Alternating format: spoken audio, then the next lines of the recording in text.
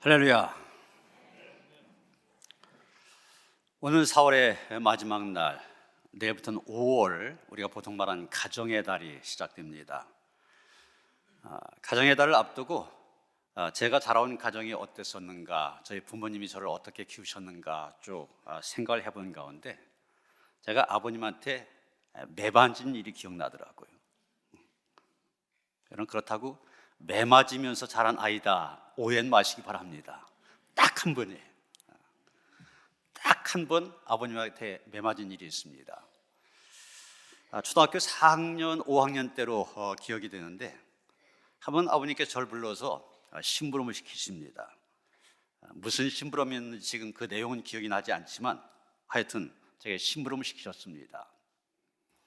근데 심부름 가는 길에 이제 동네를 지나가게 되는데 동네 아이들이 모여서 얼마나 재미있게 노는지 저도 같이 어울렸습니다.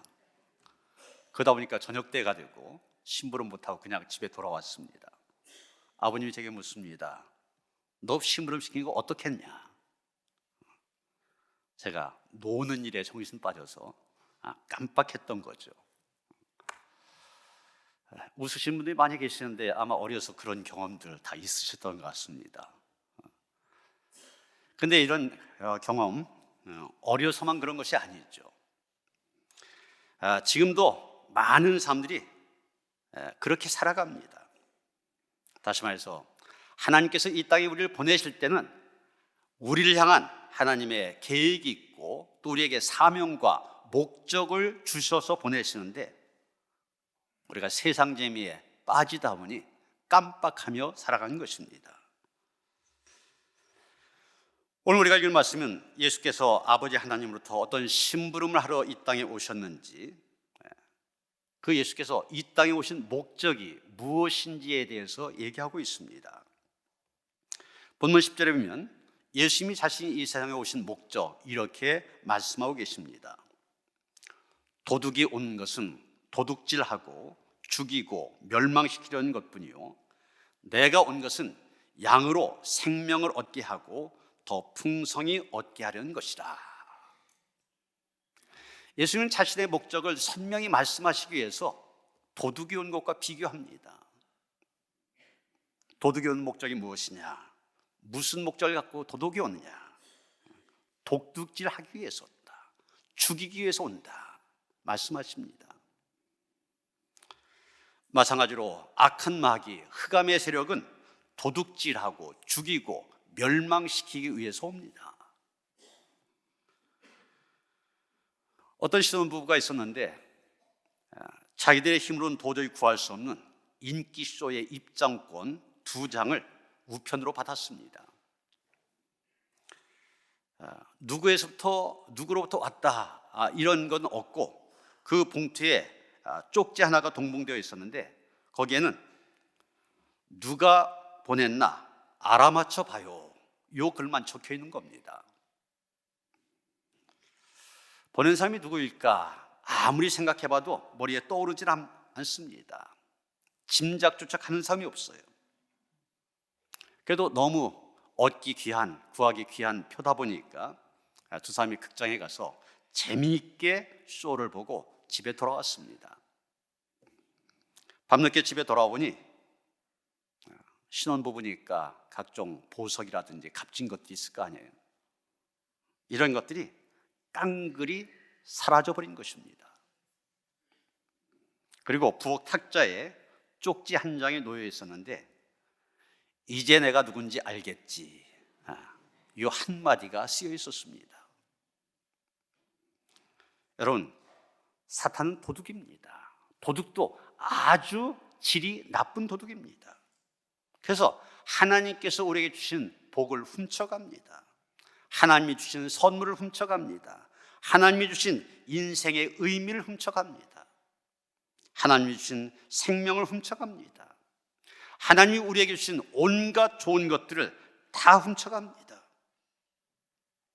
사람들은 누구에게 도둑맞았는지도 모르고 다 잃어버린 채 불행하게 살아가고 있습니다.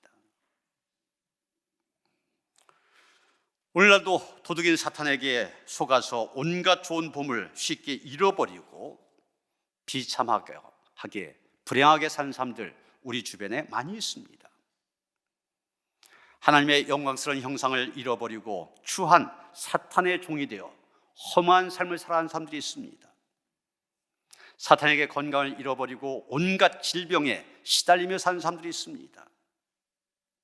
사탄에게 그 귀한 믿음을 빼앗기고 불신과 의심에 사로잡혀 살아가는 사람들 얼마나 많은지 모릅니다. 그러나 여러분, 그런 도둑과는 반대로 예수님 양의 문이 되신다고 하셨습니다. 양의 문이 되신 예수님, 양인 우리들에게 구원을 주시고 생명을 주셨습니다. 뿐만 아니라 우리가 그 생명을 더욱 풍성히 누릴 수 있도록 만들어 주십니다. 예수님 바로 그 일을 위해서 그것을 목적으로 오셨다 말씀하고 계신 것입니다. 먼저 예수님 우리에게 생명을 얻게 하려고 오셨다고 하였습니다. 사람의 생명, 목숨, 그러면 우리는 보통 이 육신의 생명만을 생각하기 쉽습니다. 그런데 성경에서 생명이란 말로 번역된 단어, 여러분 원래 신약 성경이 헬라어로 되어 있잖아요. 이 헬라어 가운데 생명이라고 번역될 수 있는 단어가 3가지가 있습니다. 이것을 우리가 알 때에 생명이 갖고 있는 여러 가지 의미를 알 수 있게 됩니다. 첫째, 비오스란 말이 있습니다. 이것은 우리 육신적인 생명을 가리키는 것입니다. 우리의 이 육신적인 생명, 육체적인 생명, 이 생명은 음식을 적절하게 공급하고 또 질병을 잘 다스림으로 유지할 수가 있습니다. 그러나 이 생명은, 육체적인 생명은 아무리 좋은 음식을 먹고 질병이 없다 할지라도 일정한 기간이 지나면 끝나게 되어 있습니다. 이것을 우리는 죽음이라 그렇게 말합니다. 문제는 이 육신의 생명이 인간의 전부가 아니라고 하는 것입니다. 인간의 생명, 육신의 생명은 일부분입니다. 잠깐입니다. 성경의 표현에 따르면 70년, 7, 80년, 지금 길어야 100년이라는 세월 지나면 끝이 나게 되어 있는 것, 그것이 바로 육신의 생명입니다. 두 번째로 푸시케라고 하는 그런 단어가 있습니다. 이것은 정신적인 생명을 가리키는 것입니다. 우리의 생각이라든지 지식, 인간관계, 이런 것들이 포함된 정신세계를 가리키는 생명을 얘기하는 것입니다. 이 정신, 다른 말로 마음이라 이렇게 부르기도 합니다. 우리가 흔히 그런 말 하지 않습니까? 너 그러면 정신 건강에 안 좋아. 그래서 사람들이 이 정신 건강을 위해서, 정신을 건강하게 하기 위해서 글도 읽고 또 좋은 인간관계를 만들어가기도 하고 그런 것입니다. 그런데 이 정신적인 생명은 육신적인 생명이 있을 동안 존재하는 한시적인 생명이라고 하는 그런 한계를 갖고 있습니다. 세 번째, 생명으로 번역할 수 있는 단어 조에라고 한 말이 있습니다. 이것은 영적인 생명을 가리키는 것입니다. 이것은 하나님과의 관계적인 생명이라 말할 수 있을 것입니다. 성경에 영생으로도 번역이 되어져 있습니다. 사람들은 창조될 때 다른 피조물과는 다르게 하나님의 형상을 따라 지음받았습니다. 여러분, 하나님의 형상을 따라 지음받았다는 말, 다른 말로 얘기하면 어떻게 됩니까? 하나님과 관계를 맺는 자가 되었다는 것입니다. 이 조회, 즉 영적인 생명을 비유로 얘기한다면 마치 발전소와 우리의 가정을 이어주는 전기선, 혹은 정수장과 우리의 가정을 이어주는 수도 파이프와 같다 말할 수 있을 것입니다. 여러분, 발전소와 가정이 전기선으로 연결되어 있으면 언제든지 전기를 사용할 수 있고 그 전기를 통하여서 무슨 일인지 할 수 있습니다. 여러분, 전기선이 있어서 지금 여러분 이 전기불 환하게 우리를 비추고 있지 않습니까? 또 이 마이크도 전기가 있기 때문에 제 말을 크게 해서 여러분들에게 들려드리는 겁니다. 집에서 에어컨도 켤 수 있고 냉장고도 쓸 수 있고 전기선만 연결되면 무슨 일이든 할 수 있습니다. 정수장과 가정의 파이프가 연결되어 있으면 수도꼭지 틀기만 하면 언제든지 물을 받아서 다 쓸 수가 있습니다. 마실 수도 있고 설거지할 수도 있고. 여러분, 이렇게 연결되어 있는 것을 가리켜서 생명이라 이렇게 말하는 것입니다. 참으로 감사한 것은 하나님께서 인간에게 한시적으로 있다가 없어질 정신적인 생명만 주신 것이 아니라는 것입니다. 일정 기간이 지나면 끝나는 육신적인 생명만 주신 것이 아니라는 사실입니다. 우리에게 그 어떤 피조물에도 없는 영적인 생명, 영원한 생명을 주셨습니다. 그것이 바로 창세기 1장에서 얘기하는 하나님의 형상입니다. 그렇기 때문에 하나님께서 창조하신 피조물 가운데 오직 인간들에게만 영생할 수 있는 특권이 주어졌습니다. 영원하신 하나님과 영원한 하나님 나라에서 살 수 있는 복이 주어졌다는 얘기입니다. 그런데 여러분, 무엇이 문제입니까? 하나님께서 우리 인간에게 주셨던 영원한 생명, 영생, 이것을 잃어버렸다고 하는 것이 문제입니다. 왜 잃어버렸습니까? 죄 때문입니다. 우리의 죄 때문에 우리는 하나님께서 주신 영생을 잃어버렸습니다. 이런 죄라는 말 여러 가지의 뜻을 갖고 있는데 그 중에 하나가 나눈다는 뜻이 있습니다.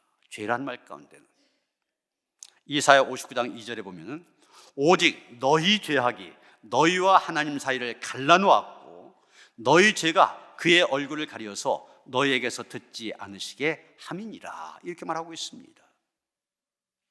죄라고 하는 것은 나누는 특징을 갖고 있습니다. 여러분, 부부 사이에도 그렇고 친구 사이에도 그렇고 교인 사이에도 마찬가지잖아요. 좋은 관계 속에 있었는데 누가 한 사람이 잘못했다, 죄를 지었다, 그러면 금방 서먹서먹해집니다. 결국 나뉘어집니다. 인간들이 죄를 범하고 제일 먼저 나타난 것, 바로 하나님과 인간 사이가 나뉘어졌다고 하는 것입니다. 그래서 하나님 앞에 살았던 아담과 하와, 죄를 지으면서 숲속으로 숨어 들어갔잖아요. 나뉘어진 것입니다. 이걸 다르게 표현하면 관계가 끊어졌다, 이렇게 말할 수 있는 것입니다.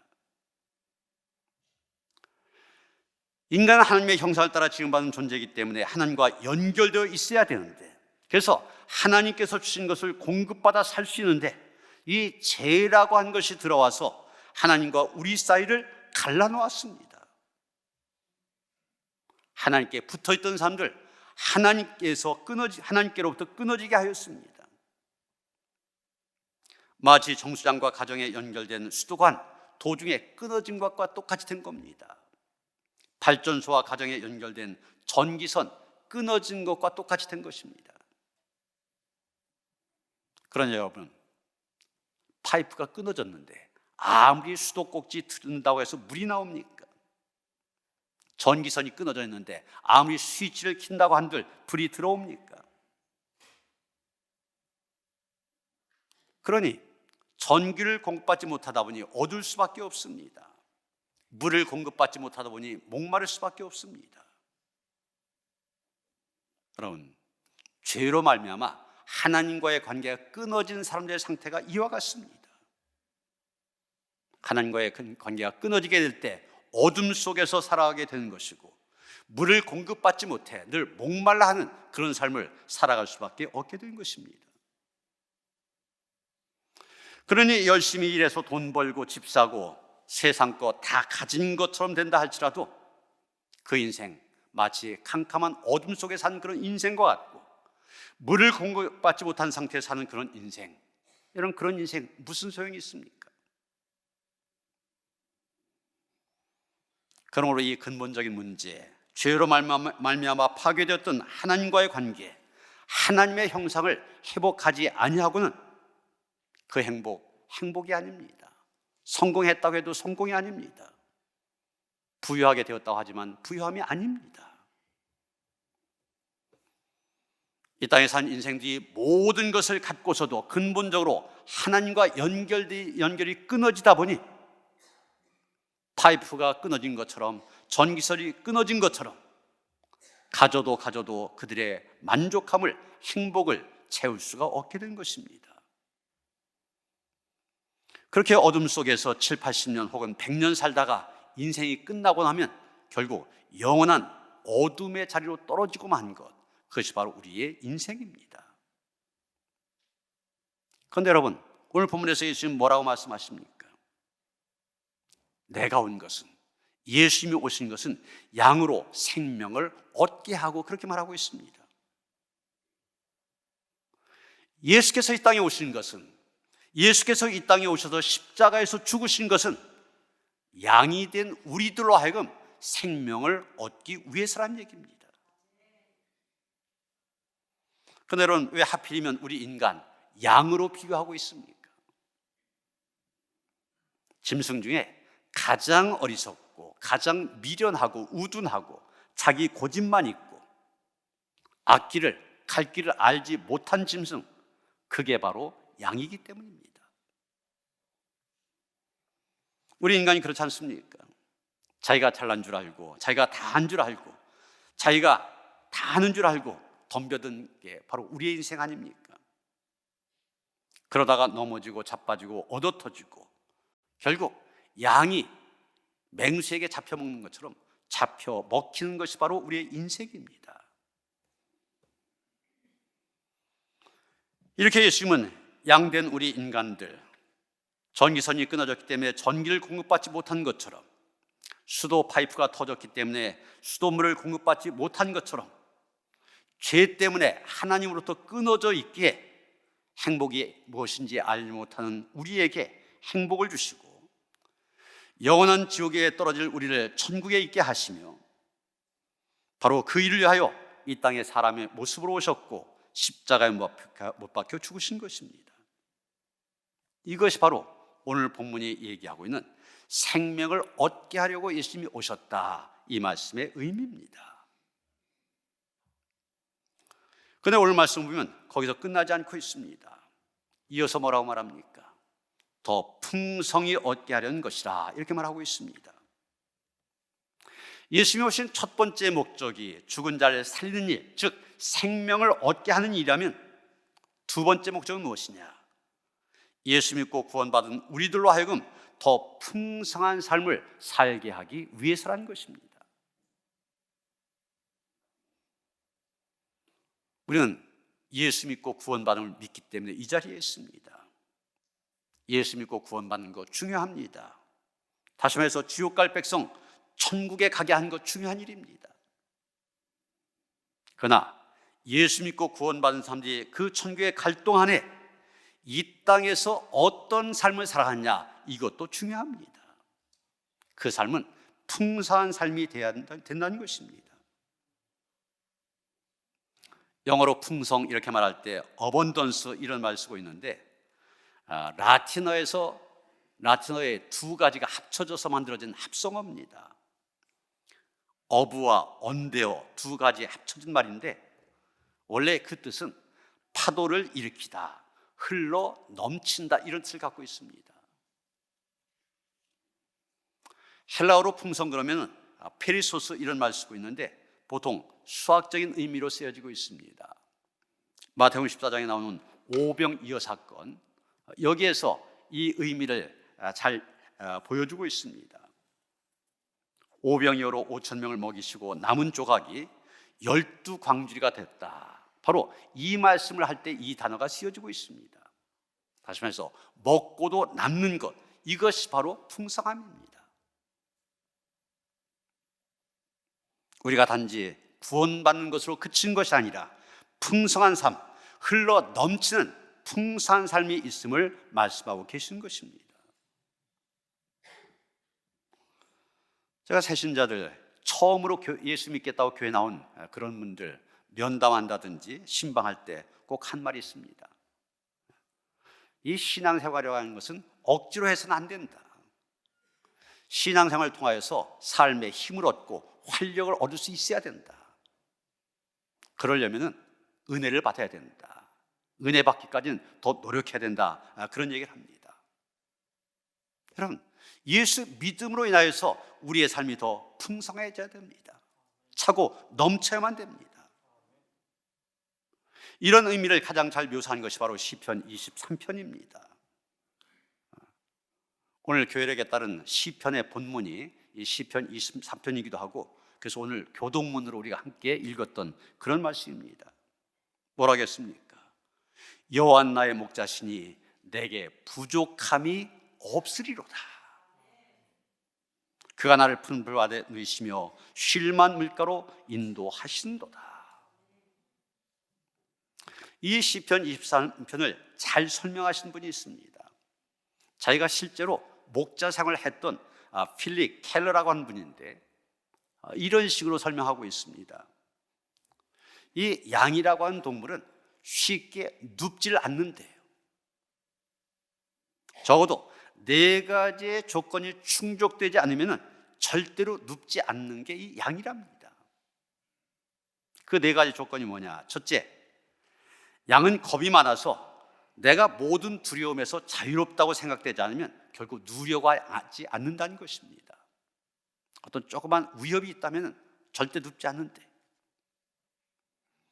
둘째, 다른 양떼와 접촉하는 것을 싫어한답니다. 그래서 그 접촉이 다 끝날 때, 접촉이 전혀 없을 때, 그때까지는 결코 눕지 않는다는 거예요. 세 번째, 만일 모기라든지 다른 이런 무는 벌레들, 이런 것들이 있으면 결코 눕지 않는다는 것입니다.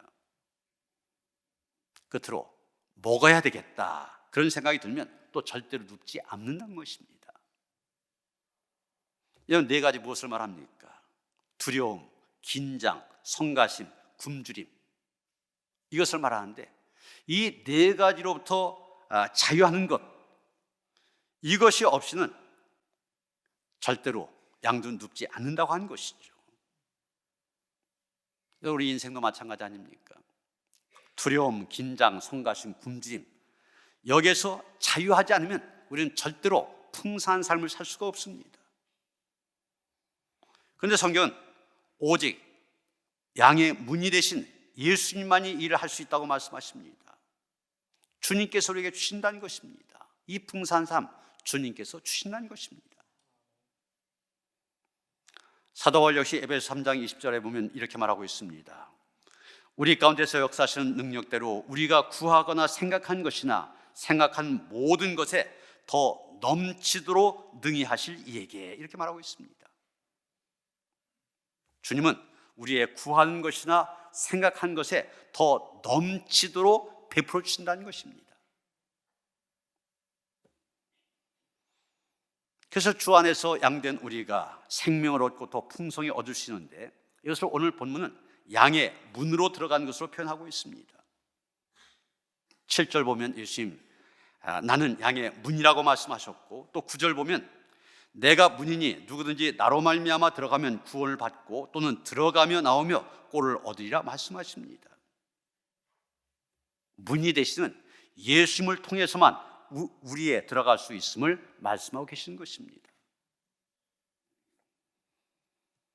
여러분, 이스라엘에 가보면은 사진에서 보시는 것처럼 이렇게 산 비탈에 돌담을 쌓아서 우리를 만듭니다. 저게 양의 우리입니다.